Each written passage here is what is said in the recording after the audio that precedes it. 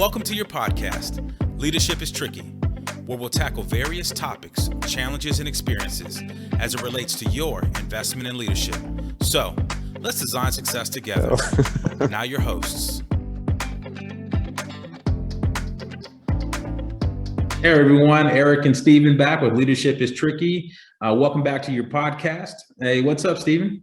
Hey, I'm good, man. How are you doing? I'm good. We're back, Cool. and now we're a couple episodes in, and we're going to chat about something. It's not going to be a long episode today. This is just really for someone that's on a treadmill, on their way into work. We're kind of talking through, being stretched thin in this weird world of leadership, right? I think hence leadership is tricky, right? So Yeah, we plugged this in our reboot. So hopefully, if you haven't listened to that, go back and check that one out. It's kind of the season teaser, if you will. And something Erick brought up there was, being able to have your cup full internally, like, and giving to others. So Erick, why don't you kind of lay out what you're thinking, and then we can kind of talk through that. yeah, so this kind of topic was actually given to me from Kevin McGill. So we both know him. We used to work with him. He was a warrant officer that worked for us in Belgium.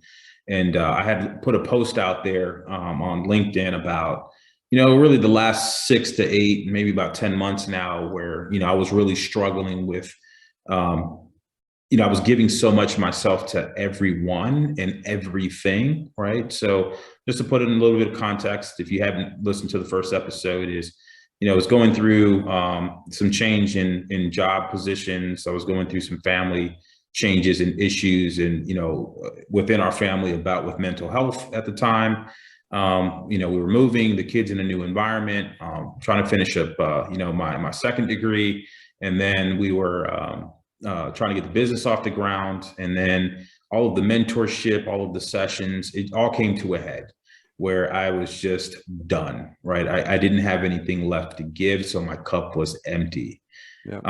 And I had to take a kind of a sabbatical, like just unplug from everything, everyone. So everyone that sent me messages during that time, I didn't respond. Hope you understood. The folks that were acquaintances that would only reach out because they needed something or wanted something.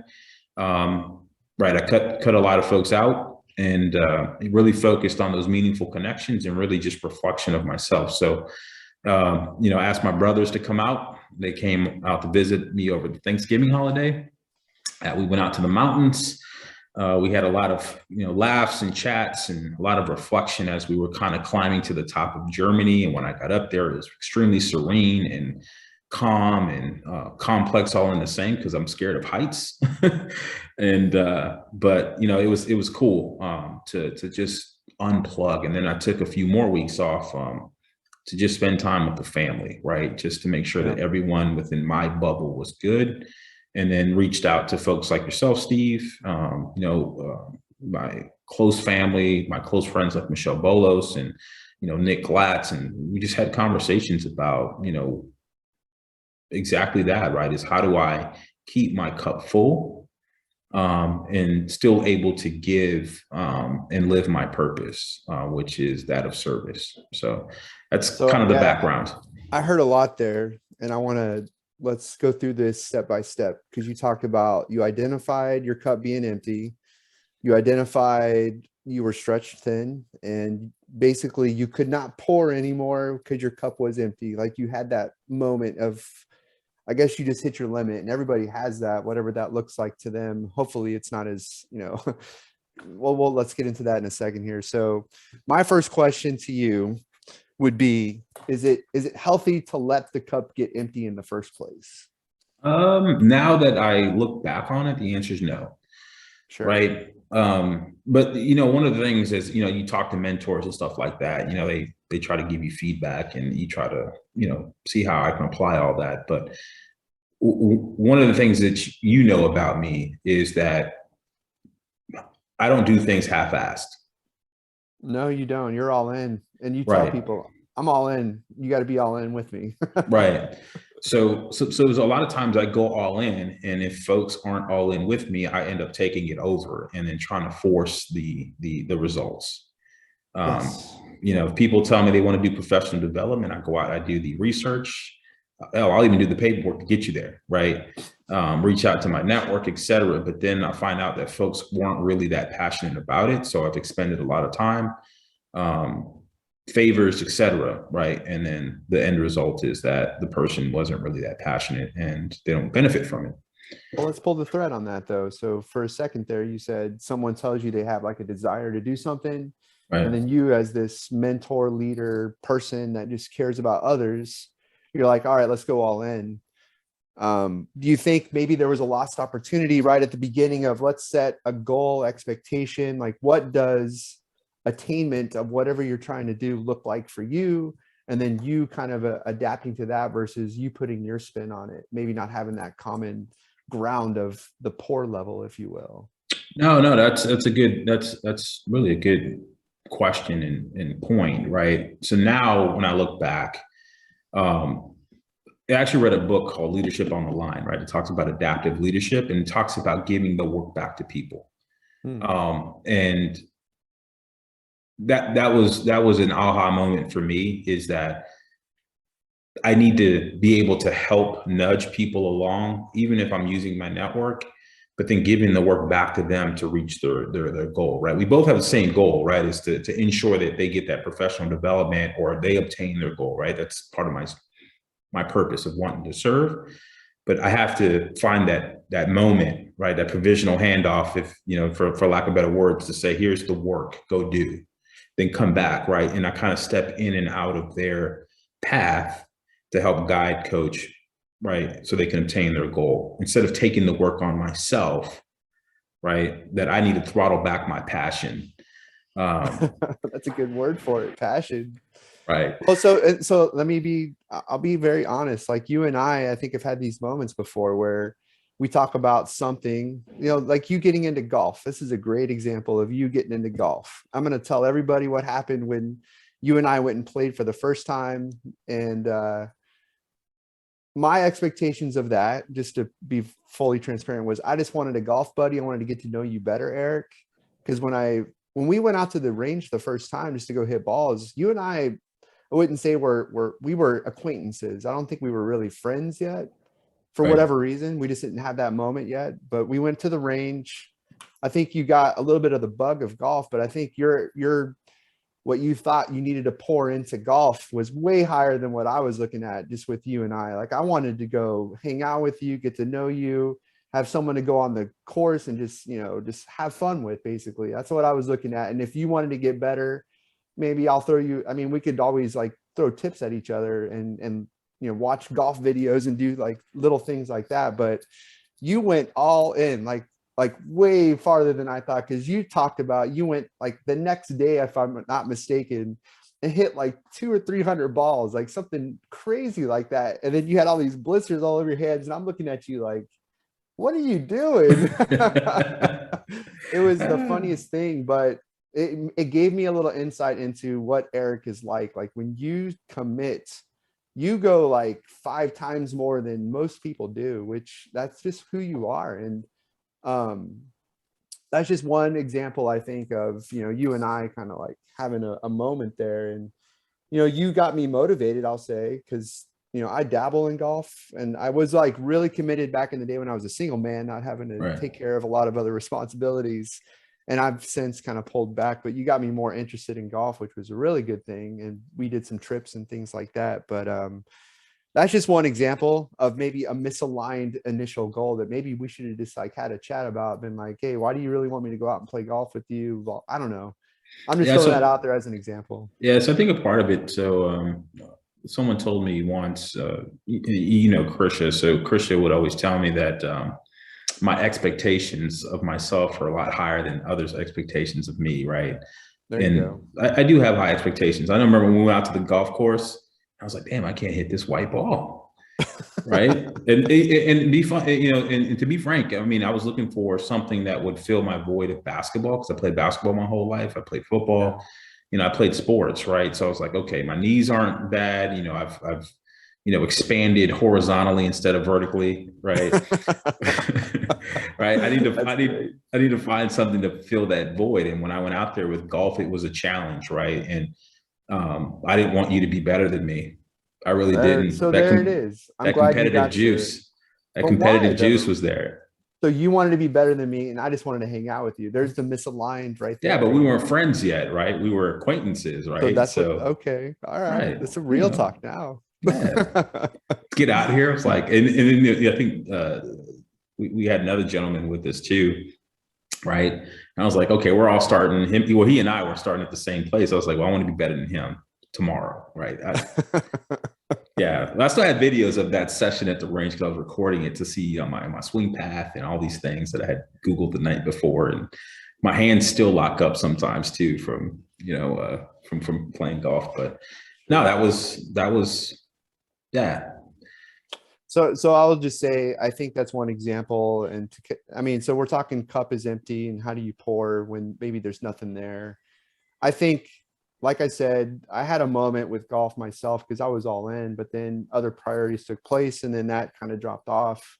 Not to say that I truly took a moment like you did when you went and saw the peak of Germany and had that, gaze over thousands of miles and feet and stuff like that. But I've had that moment a lot, because the whole service thing for you is huge.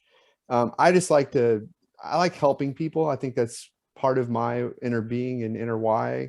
And getting stretched thin means you potentially aren't doing good for a lot of people. You're just doing enough, or, you're just not present in the moment with a lot of folks. So for me, taking a step back and just like, I think it's critical. And what I'm hoping that maybe you learned, and that I know I've learned, and I have to hold myself responsible for this a lot, is periodically when you've got to have that tripwire internally of like, I'm getting close to the cup being out and it's about ready to dry up. And like, you've got to either, if it's taking leave from work or, going and hanging out with your kids and wife or the folks and people that really mean a lot to you, people get energy from a lot of that usually. And hopefully that's something that you took away from your experience in, it looks like, late last year.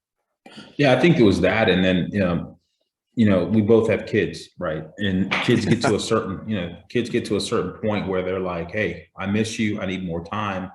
I need dad, right? That's all they wanted, right? And my oldest, I was leaving for work one morning early, and she had set her alarm. She got up, got dressed before, showered, got dressed before me, was downstairs waiting for me when I came downstairs to put my shoes on. And she had already poured me a cup of coffee, and she said, Dad, slow down. Let's just have a chat. She told you this? Yeah. Maybe she needs to be on the podcast. Oh my God. Yeah. So, and this is 100% true. Right. And so now every morning now she sets her alarm, she pours me a cup of coffee, and we have a chat, and we start our day both. Right. I ask her a question. What does your day look like? And she asked me, what does your day look like? And we both answer it. I finish my coffee. She finishes her hot chocolate. But yeah, we do that every morning now. And that put things in perspective, is like, this is why I do what I do, right? It's for them, it's for her, right? And I also want to show her too that daddy can make time and have an integrated life, not so much a work-life balance, because that means one side, gets more than the other, but having that integrated life. And how do I integrate her into my day? So we do that every morning now, and that was kind of my moment. That's a great story, man. That's incredible. So I've got like one final question for you.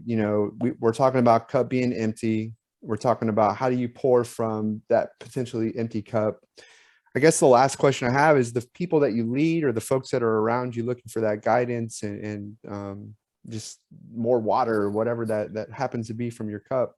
Like, how do you communicate to them that you're getting to that point and just letting them know, like, hey, this is going on? Like, how do you do that with your folks? So, and any of my employees or those that work for me, if you're listening, you guys can attest to this, is I tell them, hey, yep. I'm at my limit. And what I've done lately is I brought them into my day-to-day as well.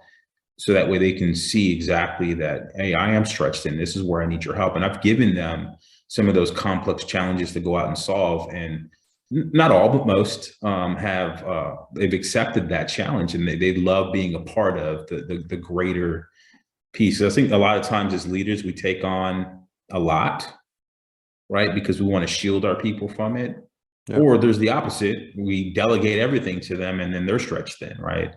But no, I think it's how are we all integrated into what needs to happen, and just being honest, right? There's Dr. Carter, who's on here all the time, told me the day, Eric, we can't have you passing out. You need to go eat, right? What do you got? I'll take care of it, right? Now he's noticed because I've expressed what was going on and kind of where I'm at now. And, my deputy's the same way, right? He'll come over and be like, hey, what can I take off your plate? Hey, I noticed this, I'll take that. Like, he's working this weekend, so I can have a weekend, because I haven't had a weekend in the last month or so. So that was like, hey, let me take this, you go take the weekend, I got it. And I was like, man, that's awesome, right? But that's because I communicated where I'm at and where I was, just being honest. So. Yeah, I like what you said. So you talked about bringing people in to the empty cup, if you will, and saying, hey, help me fill this back up together. Right. It's not just Erick's work, it's the team's work, it's all of our work, it's all of our products that need to get out. But I think something, and I hope everybody takes this away today, is like having those confidants, those close to you people, and you go engage them and say, look, when you see this happening with me, come and tell me that I'm like about ready to jump off a cliff, basically, and hold me accountable to this about myself, that I stretch myself thin. I get to these points where I need to reset, and come and tell me. And I think that's cool that you got these people close to you that are at least willing to come and kind of interrupt your flow, if you will, of the day to day, and say, Eric, stop right now. I've got you. I've got this. I've got that. You need those people in life. They're so critical, because if you don't, you've heard about the leaders that they feel like they're on an island all the time. Well, it's because nobody feels trusted or worthy of even talking to the person. And that's an introspective moment that I think everybody needs to have at least once, if not multiple times. Because if you're not checking yourself, who is? And you need those folks around you. I mean, to the folks that have relationships with a spouse, that person's supposed to be doing that as well. That's it's easier said than done. I'm not saying this is a panacea or simple for everybody, but I'm glad you got those folks, Eric, because it's important, man. Yeah, man. And then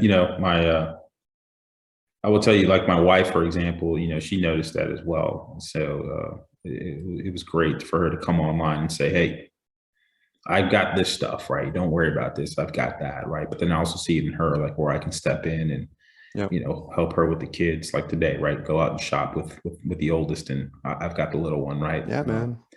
Yeah. This has been good. I like I said, I hope everybody understands that, it's impossible to pour from an empty cup. I think that's my big takeaway from this conversation. And then, you got to fill it back up, and you got to make sure that you don't get to a point where you're running on empty and on fumes like your car, and it just breaks down in the middle of a desert, if you will, and you have nowhere to go. So I appreciate your stories, Eric. It's been moving for me this morning. No, I appreciate you asking me the hard questions, right? I wasn't expecting. That's like, oh, whoa. Yeah. Hey, but hey, everyone out there, thanks for listening in. This was just a short one to get you through your commute, or through your workout. We just wanted to share, kind of a topic that's been on the tip of our minds. But yeah, you can find us on all major podcast outlets, Apple Podcasts, Spotify, or whatever your favorite podcast platform is. Just search for Leadership is Tricky, and we're there. Or you can reach us at leadershipistricky.com. If you want to send us a note, just go to leadershipistricky.com, and there's a little new chat message feature. We want to hear your thoughts. We want to hear your feedback, where, we could improve and or what topics you want to hear in the future. We'll bring folks on. If you're interested on coming on, also use the same feature, and we'll get something scheduled and get you online. So, hey, Steve, any parting shots? No, just keep subscribing to us. We got a lot of good stuff this season. So excited to get it out to it and roll it out. All right. Talk to you guys later.